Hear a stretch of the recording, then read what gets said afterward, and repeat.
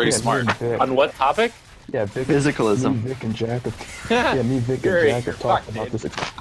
No, I'm not. No, I'm Yeah, not. you are. Vic has broke it down. You could JC. talk to Jack for years and you'd still be fine. But go ahead. I wish you the best of luck. And I do think you're intelligent, and I've actually seen. I've actually been. I've been proud of you. Yuri is kind of clever sometimes. I gotta give him that. Yeah. Oh. Yeah. Yuri's got a fuckload of potential, and he's smarter than most people, and he controls fast. cleverly. He learns fast. JT, I really don't want to debate though. I just wanted to talk about it. Is it okay if we just talk? Because I want to bring up the rule following argument. Oh. Dude, JC knows all this stuff already. Look, bro. He's not going to take a staunch anti-physicalist. I mean, he's not going to take a physicalist. I want to hear Yuri do the rule following argument. Let's Like- hear him. Like, No, he knows it. He'd be like, No, he the knows- I've rule actually- following what? No, I've gone over it with him before. He does know it. I know the what? We should do it anyways. It'll be great. I'm only going to do What it do if you JC mean is willing to quaddition? talk. That is madness. I'm only going to do it if JT wants to talk about it.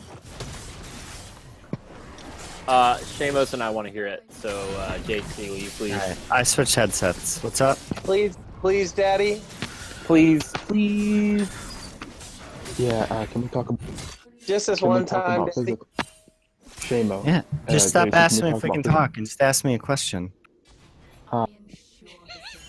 Yeah, so are you familiar with the rule following argument? I am, but let's pretend I don't. Why don't you run it past me? Well, I'm going to use the bluefish blowfish one. So basically, imagine you have this robot, right?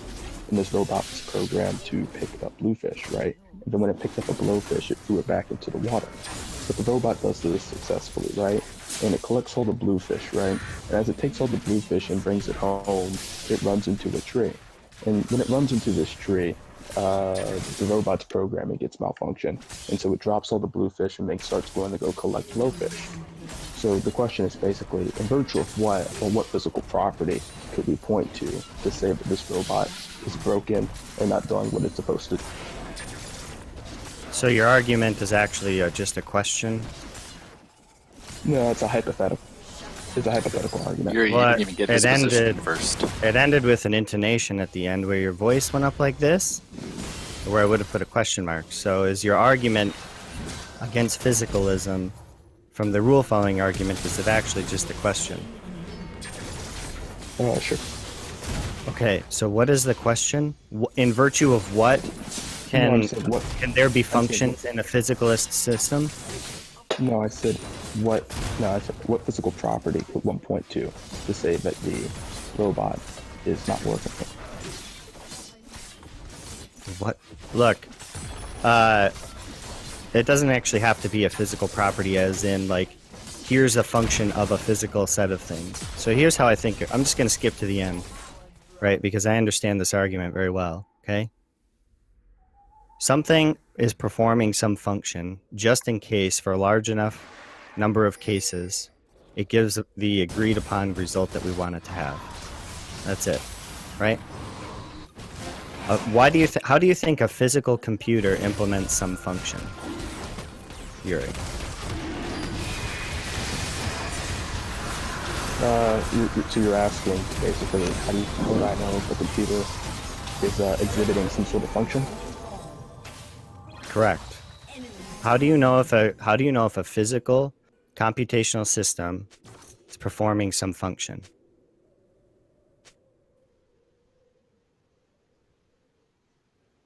If it acts it out, right?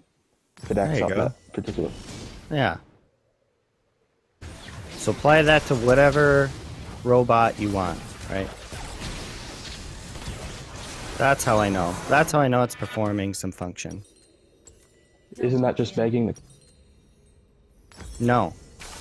Because I said, according to an acceptable range, right? I don't think that my physical desktop computer can perform an indefinite number of mathematical tasks, like plus, okay? My physical computer is a computer. It computes, it performs functions. At some point it breaks down. There's going to be some level of like mathematical intensity that it's not going to be able to handle and it's going to break down. Doesn't really mean that it's not a computer. It's not performing some additive function, right? Right. It just means that for tasks that I need it to, it performs it gives me the results that I like. That's it. Right, but I'm confused on how that answers my question about a physical property that we could point. 'Cause Well, the whole did I point of just the point argument, out? right, Did I'm I pretty just sure- point out any supernatural properties, or did I point out physical properties? Did you point out physical? I didn't hear any physical property. Is there something about my desktop computer that has like spirits around it? I didn't say anything about spirits because spirits imply some sort of disembodied mind. I think. Right. Which would be ridiculous, right? Yeah, it would, since disembodied minds can't exist. So, did I say anything about my physical computer that's problematic? No, but I don't see how it answered my question though. Okay, so if you say, in virtue of what is a physical system performing some function, right? And I tell you, as long as it gives the result that we desire the question along I asked. some range. That wasn't the question I asked. I know, I'm just skipping to the heart of the rule following argument, and I'm skipping your goofball fish example. Right, but I want to answer to my question. Alright, go ahead and ask it again. I'm asking basically what I'm asking is what physical property could we point to say that that robot is not. Is what? I'm saying what physical property could we point to show that that robot is not working? Look, if my desktop computer isn't working, right? All I'm saying is that I had certain expectations that weren't met. I don't really care which physical property that ends up being, right? Maybe the physical property is a brain state of frustration.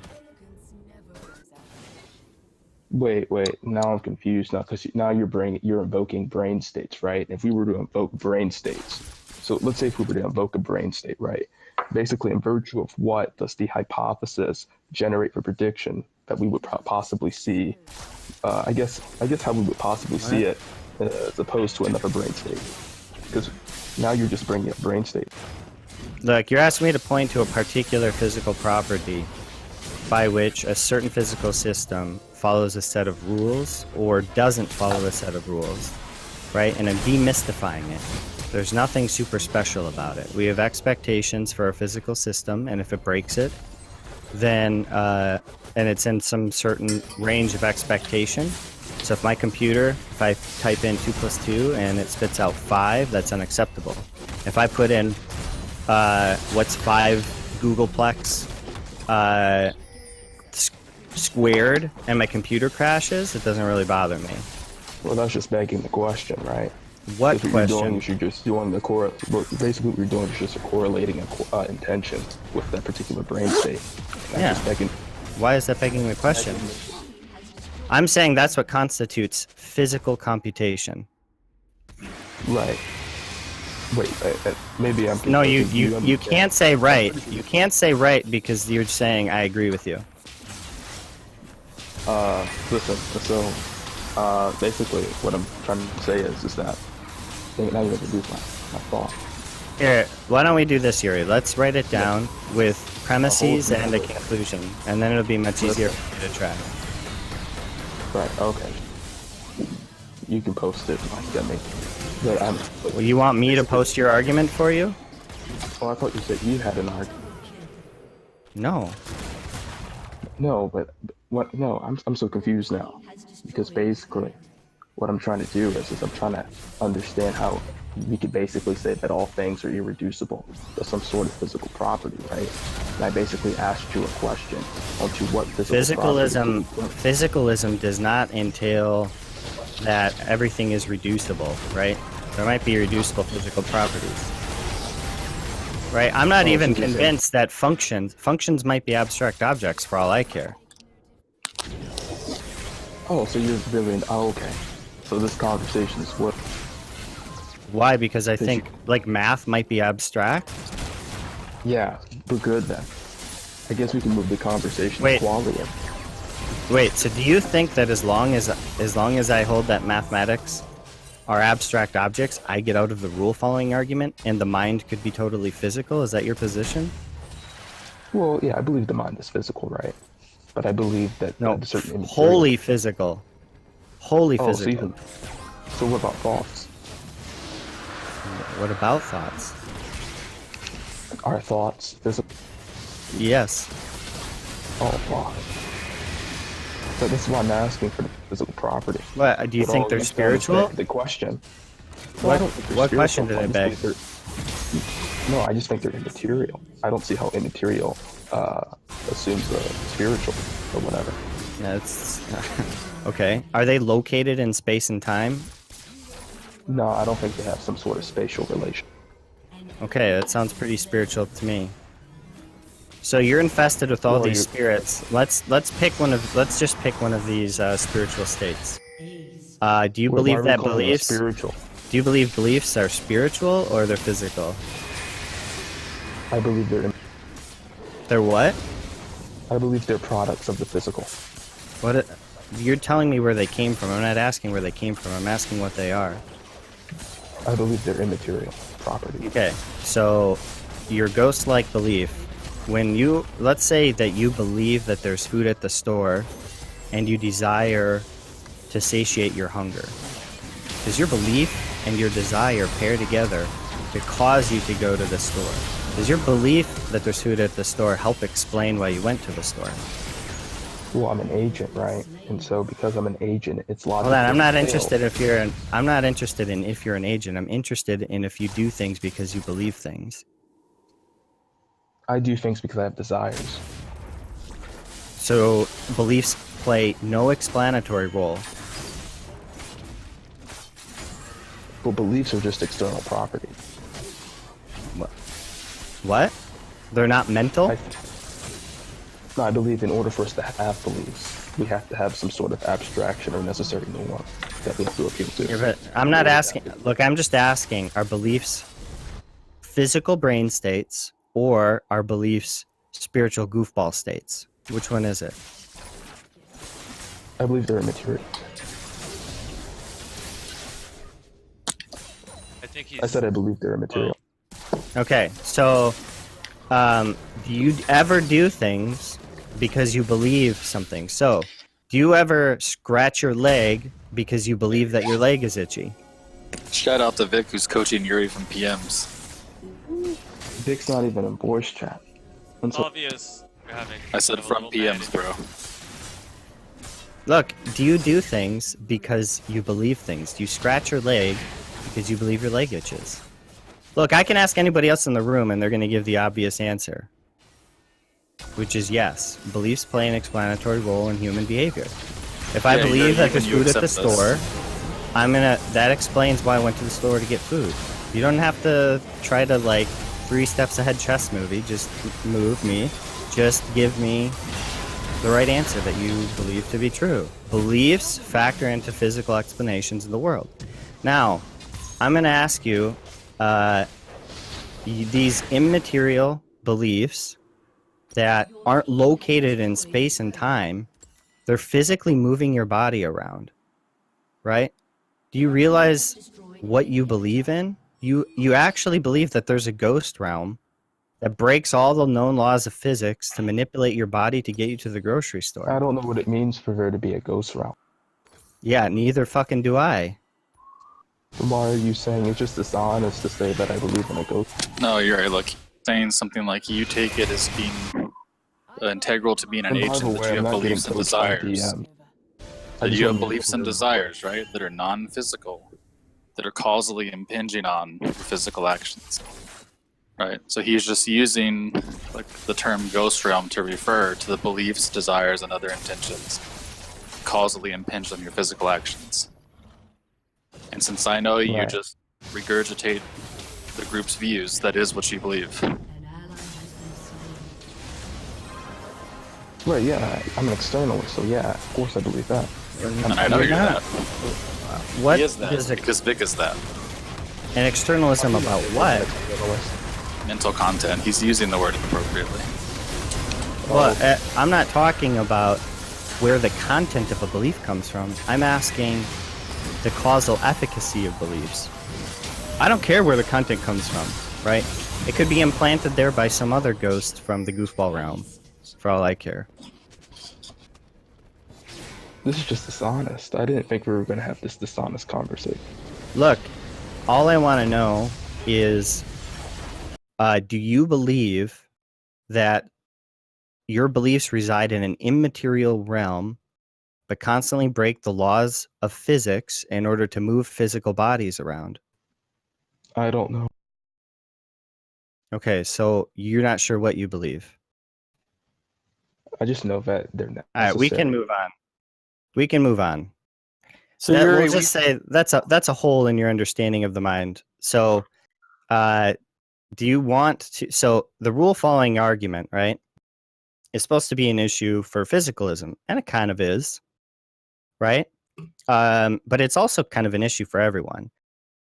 The rule following argument states that any observed behavior of a system underdetermines epistemologically which rule it might be instantiating. So for any observable behavior, right, it underdetermines which rule it's supposed to be implementing, right? Just categorically. Now, I'm actually just going to pause for a moment here and say, you understand that if you take this argument very, very seriously, which I take it seriously, but if you take it to be a defeater of physicalism, then you must hold that the underdetermination problem in, say, philosophy of science means that induction is logically impossible or something. Do you think induction Well, is logically I'm impossible? teetering. I'm teetering on that. I don't know for sure.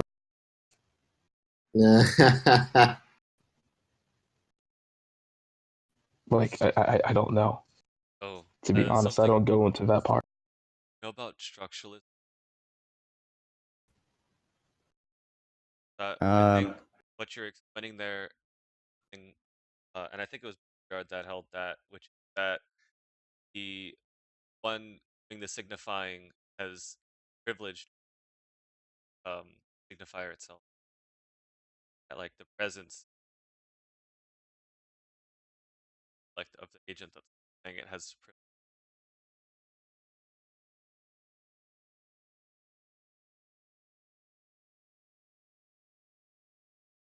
Yeah, but so look, the view that meaning is what somebody intends, I'm actually okay with, right? That's compatible with physicalism. What the issue is supposed to be is that on inferential views of meaning, where I infer what I mean from my mental states rather than having transparent access to them, entails that I don't know what they are. But using that exact same inferential move, that means we have to throw out induction in the sciences as well. And almost nobody's willing to do that.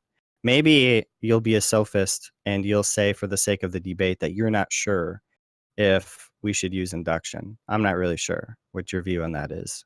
On being dishonest, that is. I'm sure I know what your view on induction is, which is that we should use it. We do I use don't it. I don't have a view yet. I think we all use induction sometimes, but I think induction has, I guess. So you're not sure if the deliverances of all of our scientific disciplines are just fake news or not. You're open to the idea that all of physics is wrong, all of chemistry, all of biology, and everything. Well, I don't know, right? Because I'm pretty sure so your you're people are unsure. You're unsure about the status of all scientific knowledge. Got it. That's fine. We can set that aside as maybe Well, I think another. scientific knowledge has a limit, right? I don't believe science can explain everything.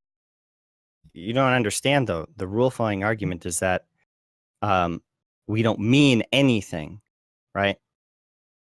You understand that the gap is that we can't mean anything, right? If you say, well, it just entails that there's a limit to it, well, then fuck it, I'm fine with that. Physicalism entails that there's a limit on what we can mean, right? Fine, I'd be fine with that. If the status of semantic meaning is going to be the same as the status of inductive knowledge in the sciences, I could not be happier. I actually think it's worse off. I actually think that we're worse at determining semantic meaning than our sciences are. But if you're willing to grant them the same status, then I'm Gucci. I mean, for the sake of this conversation, I'll just. Let me ask you one other question, Yuri, and then I'll return the cross-examination back to you. How is it that you think we determine another agent's meaning? I don't think we can. What? Or are you talking about intentional state? If I say the cat is on the mat, do you know what I mean? Oh yeah, because you're using some sort of. No, I probably shouldn't use that word because that may sound stupid. But yeah, you're using language in order to communicate. Well, I know that. Okay. So you do know it. How do you know it? In virtue of what do you know it? Oh, because we have an agreed upon understanding of language. How do you know that we have agreed upon standard of language? The rule following argument states that whatever feedback you get from me is compatible with an infinite number of rules. Baseless as the cat is on the. Do you understand the rule following argument, Yuri? I thought I did. Look, the rule following argument states and shows one thing, okay? One very important thing. That meaning cannot be, this is Wittgenstein's initial argument, right? This is why he turns his back on essentially academic philosophy, okay? Because philosophers assume that all meaning is propositional, that meaning is like a picture, that there's a representation in your mind with little bits that reach out to the world and are determined by particular facts of the world, and you can package those up nicely into a sentence where all the parts refer to things, and you can point to the way things are in the world, and you can relay that meaning to other people. This is what he calls the picture theory of language. As a defeater, he offers this rule-following argument in the Philosophical Investigations. And the point of the rule-following argument is to say, this can't be how language works. This can't be how language works because any observed, agreed upon definition is going to be subject to mass underdetermination. There's no way that I can tell you that the cat is on the mat and rule out all the other possibilities of what it could possibly mean. There's no rule that can determine it, and there's no behavior.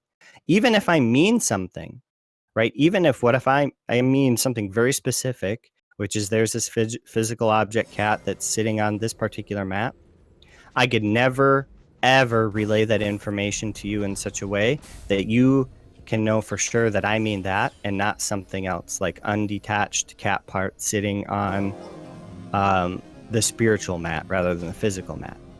And there's an infinite number of scenarios. So Wittgenstein said, that can't be what language is. That's what the rule following argument is. So when you say, I know that you mean the cat is on the mat because we have an agreed upon linguistic standard, you can't mean that that defeats the rule following argument, right? You just can't, because agreeing upon a linguistic standard is impossible on the rule following argument. Right. Now, Okay, now I can tell you what Bill Grommy thinks meaning is, right? He thinks. Hey, actually, real quick, can you send me like some stuff on that Wittgenstein? Just it's in the Philosophical Investigations. What's that? It's his famous book. Oh, okay. Philosophical Investigations, by the way, is the subject matter of Saul Kripke's very famous book on the private language argument in like 1983, which is where Bilgrami gets his argument. He gets it from Kripke. Kripke wrote a commentary on Wittgenstein's investigations. Now, what Bilgrami thinks is, well, we're fucked. But if we want to save the old-fashioned philosophical picture, what we need a special faculty by which we can directly observe other people's intentions. Intentions are the only way to determine a rule. So understand what he's saying, Yuri, is that we have a special non-material faculty, like a sixth sense, where we directly perceive somebody else's intentional states. Do you think that you have that, Yuri? Do you have that particular spiritual capacity to directly perceive somebody else's intentional states? Not see it with your eyes, right? Not feel it with your hands, not smell it with your nose. But you need to directly perceive somebody else's intentional states. Are Do you you think talking you have that about- capacity? Just for clarification, are you talking about like an intuition, or you're talking about something No. else? No. I don't think I can speak on that. I'm not sure what you mean by see. Do you mean just like perceive? Yes. Yeah, I don't know how anyone could just perceive outside of just I have an Yeah. intuition that you mean X. Yeah, I don't think I can answer that competently at the moment. Is JFC a physicalist or a non-physicalist now? She's a physicalist. I messed up. I was asking if you've changed his mind. No. Not yet, you mean? Oh, I think it's just easy to agree that words only have the meaning that we intend for them to have, and there's no way for anyone to really fully understand intentions other than just having a we just give like a good guess at intentions, and then we say, am I wrong? Or if we're being honest, we say, am I wrong? And then the person corrects us if we're wrong, right? Yeah, Just JC, I don't think I have tentatively. any more. Yeah, so so what Wittgenstein's view is that we give up. Son, I swear to God, I'm gonna mute you. Oh, sorry. What Wittgenstein's view and Kripke's view, because remember, Kripke invents this argument that Bilgrami uses. I'm not intending this to shit on Bilgrami, by the way. It's actually a very persuasive argument. It's very strong in it. Causes me significant philosophical anxiety. But what Wittgenstein and Kripke, the people who invent and then popularize this argument, actually suggest is the opposite of what Bilgrami suggests. What they suggest is that this argument demolishes the high and mighty view that meaning is somehow extra magical special, latching onto abstract objects in the universe and tying them together into a proposition and delivering them seamlessly to other speakers. Instead, what they offer is that meaning can't be private, that meaning is inherently public, it's informed by the community, and you receive feedback from a community of speakers.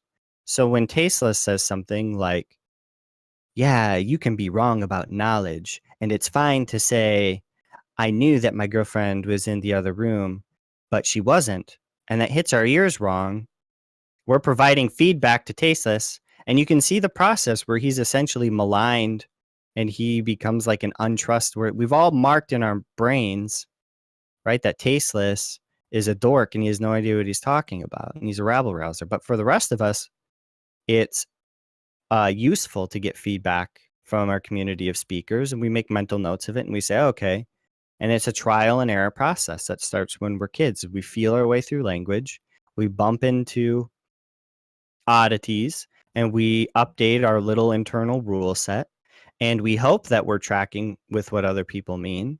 But eventually, we have to say, we're not going to be able to answer the ultimate skeptical concern that we could all be operating under our own rule set, even if they're producing consistent behavior.